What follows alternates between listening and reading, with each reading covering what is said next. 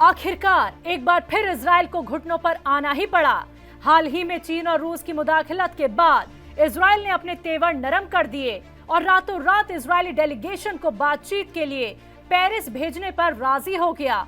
रातों रात ऐसा क्या हुआ कि इजरायली कैबिनेट और नेतन्याहू के बीच हुई मीटिंग में दो अहम फैसले लिए गए, जिसमें अपने डेलीगेशन को डील करने के लिए पेरिस भेजना और फिलिस्तीन की उन इलाकों में जहां से हमास का खात्मा हो चुका है वहां मकामी लोगों के लिए इमदाद फराहम कराने के मंसूबे की तस्दीक करना शामिल है। आपको बता दें, इससे पहले भी तमाम देश इजराइल पर दबाव बना चुके हैं। यहां तक कि इजराइल के खिलाफ दुनिया की सबसे बड़ी अदालत का फैसला आने के बाद भी इजराइल को कोई फर्क नहीं पड़ा और तब भी उसने यही कहा था कि वो मुकम्मल जीत के बाद ही रुकेगा। लेकिन अब जब हाल ही में अमेरिका ने इजराइल के खिलाफ यूएन में लाई गई तजवीज पर वीटो किया, तो उसके बाद चीन और रूस ने इजराइल और अमेरिका की सख्त अल्फाज में मजम्मत की और चीन ने तो फिलिस्तीनियों की हिमायत में यहां तक कह दिया कि फिलिस्तीनों का अपने हक के लिए हथियार उठा लेने में कुछ गलत नहीं। चीन और रूस की इजराइल गजा जंग में मुदाखलत के बाद ही इजराइल और अमेरिका सख्ते में आ गए थे और यही वजह रही कि इजराइल ने रातों रात कैबिनेट की मीटिंग में अपने डेलीगेशन को बातचीत के लिए पेरिस भेजने का फैसला लिया, जहां मोसाद, CIA, कतर और मिस्र के बीच होस्टेज डील को लेकर बातचीत होगी। हिब्रू मीडिया के मुताबिक आला सतह होस्टेज टॉक्स के लिए इजरायली डेलीगेशन कुछ वक्त पहले फ्रांस के लिए रवाना हो गया है और आज ही बातचीत होने की उम्मीद है। रिपोर्ट्स के मुताबिक इस डेलीगेशन की क़यादत मोसाद चीफ डेविड बार्निया और शीन बेट चीफ रोनन बार कर रहे हैं।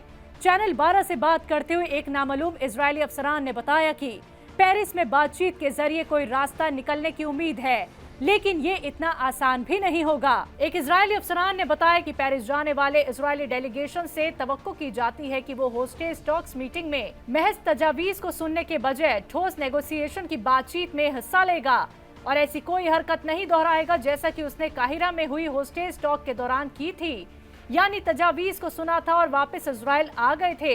इजरायली अफसरान ने आगे कहा कि इजरायली हुकूमत होस्टेज टॉक्स की टेबल पर लौटने के लिए रजामंद होने से पहले इस बात की तस्दीक का इंतजार कर रही थी कि हमास की कैद में इजरायली कैदियों तक दवा पहुंच गई है। वहीं इजरायली वॉर कैबिनेट की मीटिंग में पेरिस होस्टेज डील के अलावा गजा पट्टी में इमदाद फराहम कराने के मौजू पर भी बातचीत का दौर चला। इजरायली हुकूमत ने ये तय किया कि गजा के उन इलाकों में इमदादी पॉकेट्स कायम किए जाएं जहां से हमास का खात्मा हो चुका है।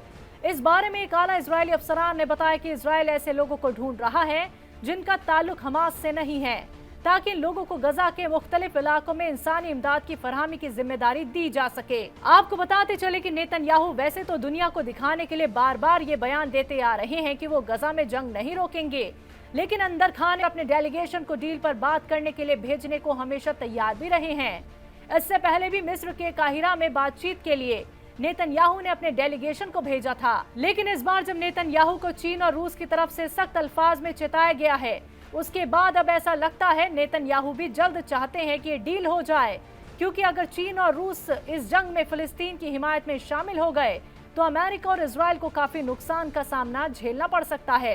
इसके अलावा इजराइल पर मुसलसल आलमी ताकतों की तरफ से जबरदस्त प्रेशर भी बनाया जा रहा है। गुज़िश्ता रोज इंटरनेशनल कोर्ट ऑफ जस्टिस में गजा जंग को लेकर पब्लिक हियरिंग के दौरान चीन, ईरान, इराक, आयरलैंड, जापान और जॉर्डन ने अपना रद्द अमल पेश किया था और इजराइल को सख्त लहजे में चेताया था कि वो गजा पर अपनी जालिमाना कार्रवाई को जल्द रोके।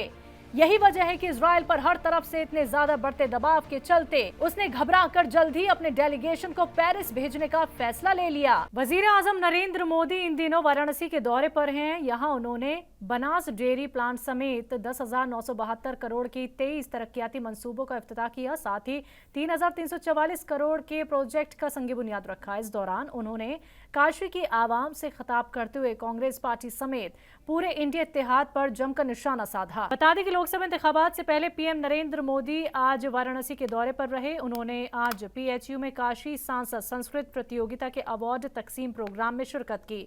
इसके बाद मंदिर अहाते में संत रविदास की 25 फीट ऊंची मुजस्मे की नकाब कुशाई की। इस दौरान वजीर आला योगी आदित्यनाथ भी उनके साथ मौजूद रहे। पीएम ने वाराणसी को 13,000 करोड़ की कई मंसूबों की सौगात दी। इस दौरान उन्होंने कांग्रेस लीडर राहुल गांधी के बयानों पर भी जमकर निशाना साधा। यूपी के नौजवान नशेड़ी है, ये कैसी भाषा है भाई? मोदी को गाली देते देते तो इन्होंने 2 दशक बिता लिए, लेकिन अब ईश्वर रूपी जनता जनार्दन पर, यूपी के नौजवानों पर ही ये लोग अपनी फ्रस्ट्रेशन निकाल रहे हैं। जिनके अपने होश ठिकाने नहीं है, वो यूपी के मेरे काशी के बच्चों को नशेड़ी कह रहे हैं। राजस्थान के जयपुर में अजमेर शरीफ की तरफ से प्रेस कॉन्फ्रेंस की गई, जिसमें अजमेर दरगाह के दीवान सैयद जैनुल आबेदीन अली खान ने कहा, कुछ लोग लगातार CAA के नाम पर मुसलमानों में खौफ पैदा करने की कोशिश कर रहे हैं। ऐसे लोगों को मेरी सलाह है कि वो मुल्क का कानून पढ़े। हमारे मुल्क में शहरियत देने वाला कानून है, ना कि छीनने वाला। उन्होंने आगे कहा, मथुरा जैसे तनाजे का हल अदालत के बाहर होना चाहिए। हमें कोशिश करनी चाहिए कि ऐसे मसलों को बातचीत के जरिए हल किया जा सके। आज हमारा मुल्क वसुदेव कुटुंबकम की तहजीब अमन की बात कर रहा है। भारत पूरी दुनिया में अमन की सिमत में अहम किरदार निभा रहा है। ऐसे में हमें अपने अंदरूनी मसलों को अदालत के अंदर नहीं बल्कि बाहरी बातचीत से हल करने की कोशिश करनी चाहिए। CAA के जरिए कुछ लोग अपने सियासी फायदे के लिए मुसलमानों को गुमराह करने की कोशिश कर रहे हैं, लेकिन ऐसा कुछ भी नहीं है। CAA से मुसलमानों का कोई लेना देना नहीं है। बनभूलपुरा फसाद में अहम मुलजिम अब्दुल मलिक पर लगातार शिकंजा कसता जा रहा है। फरार होने की वजह से अब्दुल मलिक का मुल्क की जायदाद कुर्क हो चुकी है। अब तहसील से भी 2.5 करोड़ की वसूली का नोटिस जारी हो चुका है। अगर इसका भी जवाब नहीं मिलता है तो गैर मुल्की जायदाद की भी कुर्की की जाएगी। बनभूलपुरा में 8 फरवरी को हुए बवाल में अहम मुलजिम अब्दुल मलिक को बनाया गया था। इसी बुनियाद पर पुलिस व इंतजामिया कार्रवाई में मसरूफ है। जिस जगह को नगर निगम व इंतजामिया तोड़ने गई थी, वो जगह अब्दुल मलिक के ही कब्जे में थी। उस वक्त हुए पथराव और आगजनी में नगर निगम की 2.44 करोड़ रुपए के जायदाद को नुकसान पहुंचा है। नगर निगम ने इसकी भरपाई के लिए अब्दुल मलिक को नोटिस भी भेजा था, लेकिन इसका कोई जवाब नहीं मिला। तहसीलदार सचिन कुमार ने बताया कि वसूली की कार्रवाई शुरू हो गई है। 7 दिन का नोटिस दिया गया है। जवाब नहीं मिलने पर गैर मुल्की जायदाद कुर्क करने की कार्रवाई की जाएगी। असम सरकार ने मदरसे को बदलकर सरकारी स्कूल बना दिया। इस सिलसिले में टीचर्स ने बताया कि मदरसे से स्कूल का टीचर बनने के बाद आज तक तनख्वाह या सरकारी सहूलियात नहीं दी गई हैं। साथ ही जिन मदरसे को बदलकर सरकारी स्कूल बनाया गया था, उन स्कूलों के तलबा को मिड डे मील भी नहीं दिया जाता है। मदरसे से बदलकर स्कूल होने की वजह से भी कोई सरकारी मदद नहीं मिल रही है। इस बात को लेकर सरकारी मदरसे के टीचर्स ने अपनी नाराजगी जाहिर की। जिनको सरकारी मदद या तनख्वाह नहीं मिल रही है, उन्होंने बताया कि असम मदरसा कन्वर्ट स्कूल टीचर एसोसिएशन के नाम से एक तंजीम बनाई गई है। हम इस तंजीम के जरिए सरकार से मांग कर रहे हैं कि मदरसे को सरकारी स्कूल में बदल दिया गया, लेकिन सरकारी टीचर्स की तरह सहूलियात नहीं दी जा रही है और ना ही अब तक सैलरी जारी की गई है, जिसकी वजह से हमारे सामने कई तरह की परेशानियां पेश आ रही हैं। आम इंतखाब करीब आते ही कांग्रेस में महाराष्ट्र से लेकर गुजरात तक नाराजगी की खबरें हैं। जिन लीडरों की पहले कभी कांग्रेस में खासा दबदबा माना जाता था, उनके खानदान की नई नस्ल आज अपने लिए सियासी जमीन खोजती और हाईकमान को तेवर दिखाते नजर आ रहे हैं। मुंबई में पहले मिलिंद देवड़ा, फिर अशोक चव्हाण, उसके बाद बाबा सिद्दीकी ने कांग्रेस का साथ छोड़ दिया। उसके बाद सिद्दीकी के बेटे ने भी हाईकमान के खिलाफ मोर्चा खोल दिया है और अब गुजरात में भी टकराव की सूरत बन गई है। यहां इंडिया ब्लॉक में साथ ही आम आदमी पार्टी को लेकर मकामी कांग्रेस के लीडरों में नाराजगी देखने को मिल रही है। गुजरात में भरूच सीट आपको दिए जाने की बातचीत पर कांग्रेस के कद्दावर लीडर रहे मरहूम अहमद पटेल के खानदान का गुस्सा 7वें आसमान पर है। पहले बेटे फैजल अहमद पटेल ने बयान देकर सियासत गरमाई और अब बेटी मुमताज ने भी साफ कर दिया है कि वो आपको भरूच सीट दिए जाने के हक में नहीं है। जुमा को मुमताज पटेल ने कहा, मैं अहमद पटेल की बेटी हूं, बीजेपी में नहीं जाऊंगी, लेकिन अगर भरूच सीट कांग्रेस को नहीं मिली तो मेरा दिल टूट जाएगा। बीजेपी लीडर दानिश इकबाल ने लालू यादव पर बड़ा हमला बोला है। उन्होंने लालू खानदान पर मुसलमानों को सिर्फ वोट बैंक के तौर पर इस्तेमाल करने का इल्जाम लगाया। शहाबुद्दीन की बीवी हिना और उनके बेटे के सिवान में तेजस्वी यादव की रैली से दूर रहने के एक दिन बाद बीजेपी लीडर का ये बयान सामने आया है। दानिश इकबाल ने कहा कि लालू फैमिली ने सियासी फायदे के लिए मुस्लिम तबके को सिर्फ वोट बैंक के तौर पर इस्तेमाल किया है।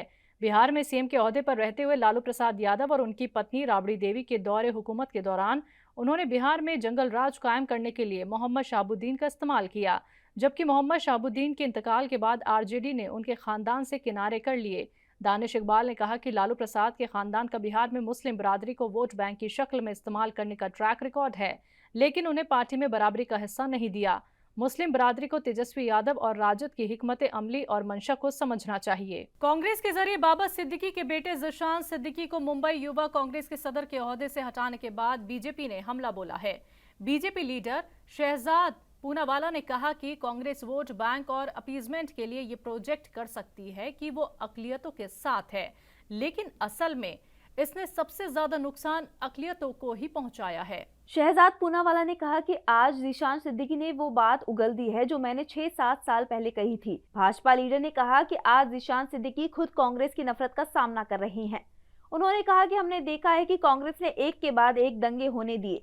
कांग्रेस पार्टी कहती थी कि मुंबई दंगों के लिए उद्धव सेना जिम्मेदार है, लेकिन आज उन्होंने इत्तेहाद इसलिए कर लिया क्योंकि कांग्रेस मुसलमानों से नफरत करती है। मुफ्ती सलमान अजहरी को गुजरात की एक अदालत ने कुछ शर्तों के साथ सभी मामलों में जमानत दे दी है। हालांकि जमानत मिलने के बावजूद उनको जेल में रहना होगा, क्योंकि गुजरात पुलिस ने उन्हें फिर से पासा एक्ट के तहत गिरफ्तार कर लिया है। इसके बाद मुफ्ती को अहमदाबाद की साबरमती जेल से वडोदरा जेल लाया जाएगा। Gujarat prevention of anti social activities act 1985 के तहत इंसानी स्मगलिंग, आदि मुजरिम, शराब, ड्रग्स स्मगलिंग और खतरनाक आदमी जानबूझकर ट्रैफिक नियम तोड़ने वालों को अमनो अमान बनाए रखने के लिए हिरासत में लिया जा सकता है। इस एक्ट को 27 मई 1985 को लागू किया गया था। इस कानून के सेक्शन 3 में कहा गया कि अगर सूबे की सरकार को लगता है कि अमनो अमान बनाए रखने के लिए किसी भी शख्स को हिरासत में लेना जरूरी है, तो हुकूमत किसी भी शख्स को हिरासत में ले सकती है। इसी सेक्शन के तहत जूनागढ़ पुलिस की लोकल क्राइम बेंच ने डीएम के हुक्म को दिखाते मौलाना मुफ्ती सलमान अजहरी को गिरफ्तार किया। मुफ्ती सलमान अजहरी की गिरफ्तारी की इत्तला देते हुए इंस्पेक्टर ने कहा, मुफ्ती सलमान अजहरी के खिलाफ ये कार्रवाई Gujarat prevention of anti social activities act के तहत की गई है। उन्हें वडोदरा सेंट्रल जेल में रखा जाएगा। कांग्रेस लीडर राहुल गांधी को जुमे को बड़ा झटका लगा है। दरअसल 2018 में अमित शाह के खिलाफ मुतनाज़ा बयान देने के मामले में झारखंड हाई कोर्ट ने अपना फैसला सुनाते हुए राहुल गांधी की दरख्वास्त को खारिज कर दिया। अब इस मामले में राहुल के खिलाफ निचली कोर्ट में ट्रायल चलेगा। बता दें, राहुल गांधी ने एमपी एमएलए कोर्ट के समन के खिलाफ झारखंड हाई कोर्ट में दरख्वास्त दाखिल की थी, जिसे कोर्ट ने खारिज कर दिया। इससे पहले पिछली सुनवाई में कोर्ट ने अपना फैसला महफूज रख लिया था। राहुल गांधी ने 2018 में बेंगलुरु में मरकजी वजीर दाखिला अमित शाह के खिलाफ मुतनाज़ा बयान दिया था। उस वक्त बीजेपी के जिला नायब सदर विजय मिश्रा ने राहुल गांधी के खिलाफ शिकायत दर्ज कराई थी। राहुल ने ट्रायल कोर्ट में चल रही कार्रवाई को रद्द करने के लिए झारखंड हाईकोर्ट में दरख्वास्त दाखिल की थी। 16 फरवरी को राहुल गांधी का लिखित बयान कोर्ट में पेश किया गया, जिसके बाद जस्टिस अंबुजनाथ की बेंच ने फैसला महफूज रख लिया था। वजीर आजम नरेंद्र मोदी अपने वाराणसी दौरे के दूसरे दिन जुमे की सुबह काशी हिंदू यूनिवर्सिटी पहुंचे। उन्होंने यहां स्वतंत्रता भवन में इनेकाद प्रोग्राम में काशी सांसद संस्कृत मुकाबले के टॉपर्स को सर्टिफिकेट बांटे। इसके बाद पीएम ने कहा कि भगवान शिव के आशीर्वाद से काशी में चारों ओर तरक्की का डमरू बज रहा है। उनके साथ यूपी के वजीर आला योगी आदित्यनाथ और भाजपा सूबे के सदर भूपेंद्र चौधरी भी प्रोग्राम में मौजूद रहे। वजीर आजम ने इस प्रोग्राम के दौरान एमपी फोटोग्राफी मुकाबला, एमपी संगीत मुकाबला, एमपी ज्ञान मुकाबला समेत दूसरी कैटेगरी में इनेकाद मुकाबलों के टॉपर्स को सर्टिफिकेट और मेडल दिए। पीएम मोदी काशी को 13,202 करोड़ रुपए की 36 मंसूबों की सौगात देंगे। उन्होंने अपने खिताब की शुरुआत नमा पार्वती पते हर हर महादेव के साथ की। उन्होंने कहा कि काशी तो इल्म का सरमाया है। आज काशी की ताकत और शक्ल फिर से संवर रही है। ये पूरे भारत के लिए फख्र की बात है। किसान तहरीक के बीच पंजाब की आम आदमी पार्टी की सरकार ने बड़ा ऐलान किया है। पंजाब के सीएम भगवंत मान ने कहा कि वो किसान तहरीक के दौरान मरने वाले किसान शुभकरण के खानदान को 1 करोड़ रुपए का मुआवजा देंगे। साथ ही किसान की छोटी बहन को सरकारी नौकरी भी दी जाएगी। तो वहीं संयुक्त किसान मोर्चा ने मरकजी वजीर दाखिला अमित शाह का इस्तीफा मांगा है। बता दें कि एमएसपी समेत दूसरी मांगों को लेकर किसान पंजाब हरियाणा बॉर्डर पर पिछले 10 दिनों से एहतजाज कर रही हैं। इस बीच किसानों ने दावा किया है कि बुध को पुलिस से झड़प के दौरान खनौरी बॉर्डर पर 21 साल के एक किसान की मौत हो गई, जिसके बाद किसान लगातार भड़के हुए हैं। इस किसान का नाम शुभकरण सिंह है। इस हादसे को लेकर पंजाब के वजीर आला भगवंत मान ने कहा कि हरियाणा पुलिस का जो भी अफसर शुभकरण की मौत के लिए जिम्मेदार होगा, उसके खिलाफ सख्त से सख्त कार्रवाई की जाएगी। लोकसभा इंतखाबात के लिए आम आदमी पार्टी और कांग्रेस ने कई सूबों में इत्तेहाद का फैसला लिया है। इत्तेहाद की बात जब से तय हुई है, उसके बाद से ही आम आदमी पार्टी ने ये दावा कर दिया है कि अरविंद केजरीवाल को इत्तेहाद तोड़ने की धमकी दी जा रही है। साथ ही आप ये भी बोल रही है कि आने वाले 2 से 3 दिन में सीबीआई वजीर आला केजरीवाल को गिरफ्तार कर लेगी। हमारी सूचना है कि आने वाले 2 से 3 दिन के अंदर दिल्ली के मुख्यमंत्री अरविंद केजरीवाल जी गिरफ्तार कर लिए जाएंगे। अब सवाल यह उठता है कि ऐसा क्या हुआ है जो इतनी जल्दबाजी केंद्र सरकार के अंदर दिखाई जा रही है कि अब ईडी छोड़ो। मगरबी बंगाल में संदेश खाली केस को लेकर मकामी लोगों का गुस्सा फिर फूटा है। जुमे के दिन वहां के लोगों ने मुल्जिम टीएमसी के लीडर शाहजहां शेख के भाई सिराज शेख की जायदादों को फूंक दिया है। शाहजहां शेख के भाई की ये प्रॉपर्टी बेर मजदूर के कचारी इलाके में आग के हवाले की गई। वैसे एक रोज पहले रात को सिराज शेख की एक प्रॉपर्टी में आग लगा दी गई थी। गांव वालों का इल्जाम था कि सिराज शेख और उसके लोगों ने गांव वालों की जमीनें हड़पी हैं। यही वजह है कि इन लोगों ने एहतजाज शुरू किया। मौके पर काफी तादाद में पुलिस वाले भी पहुंचे थे। इस बीच बीजेपी के लीडरों को संदेश खाली जाने से रोक दिया गया। भोजेरहाट में पुलिस टीम ने बीजेपी की एमपी लॉकेट चटर्जी और दीगर लीडरों को आगे नहीं बढ़ने दिया। वे लोग इस दौरान एहतजाज करते हुए बोले कि उन्हें संदेश खाली नहीं जाने दिया जा रहा है। दिल्ली की जामा मस्जिद के शाही इमाम सैयद अहमद बुखारी ने अपना जानशीन चुन लिया है। वो अपने बेटी और नायब इमाम सैयद उसामा शाबान बुखारी को अगला शाही इमाम मुकर्रर करने वाले हैं। शाबान बुखारी तारीखी जामा मस्जिद के 14वें शाही इमाम बनेंगे। 25 फरवरी को उनकी दस्तारबंदी के लिए तमाम नामवर हस्तियों को दावत दी गई है। अहमद बुखारी ने अपने दावतनामे में लिखा है कि शाही इमाम के अपने बेटे को जानशीन बनाने की रवायत रही है। सदियों पुरानी रवायत को निभाते हुए अहमद बुखारी अपने बेटे के सिर पर इमामत की पगड़ी बांधेंगे। हालांकि अभी इमामत का जिम्मा अहमद बुखारी के कंधों पर ही रहेगा। 17वीं सदी में बनकर तैयार हुई जामा मस्जिद की तामीर मुगल बादशाह शाहजहां ने करवाई थी। पहले इमाम सैयद अब्दुल गफूर शाह बुखारी ने मस्जिद का इफ्तिताह किया। बुखारी खानदान दावा करता है कि शाहजहां ने कहा था कि जामा मस्जिद की इमामत हमेशा पहले इमाम के खानदान में ही रहेगी। दिल्ली में ही पले बड़े शाबान बुखारी खानदान की विरासत के वारिस हैं। एमिटी यूनिवर्सिटी से सोशल वर्क में मास्टर्स डिग्री रखने वाले शाबान को 2014 में नायब इमाम बनाया गया था। वो आलिम और फाजिल हैं। जम्मू कश्मीर की जर्नलिस्ट याना मीर ने ब्रिटेन की पार्लियामेंट में जबरदस्त तकरीर करके 140 करोड़ हिंदुस्तानियों का दिल जीत लिया।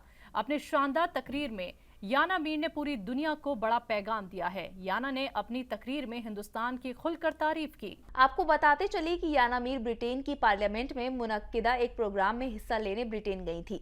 याना ने ब्रिटिश पार्लियामेंट से दुनिया को आईना दिखाते हुए पाकिस्तान के एंटी इंडिया प्रोपेगेंडा की धज्जियां उड़ा दी। याना मीर ने अपनी स्पीच में कहा, मैं दुनिया की खूबसूरत जगहों में से एक कश्मीर से हूँ, जहाँ की बर्फीली वादियां देखने के लिए दुनिया भर से सयाह आते हैं। लेकिन मैं मलाला यूसुफजई नहीं बनूंगी, क्योंकि मैं आजाद हूँ और अपने कश्मीर में महफूज हूँ। लंदन में याना मीर के इस स्पीच पर ब्रिटेन के पार्लियामेंट में खूब तालियां बजी। याना को वहां मौजूद सभी लोगों ने सराहा और उनका हौसला बढ़ाया। उन्होंने इंटरनेशनल मीडिया बिरादरी से जम्मू कश्मीर के लोगों को किसी भी बुनियाद पर न बांटने की अपील की। नाजरीन, मुल्क की बात में आज के लिए बस इतना ही। आप देखते रहें तहजीब टीवी। मुझे दीजिए इजाजत। आदाब।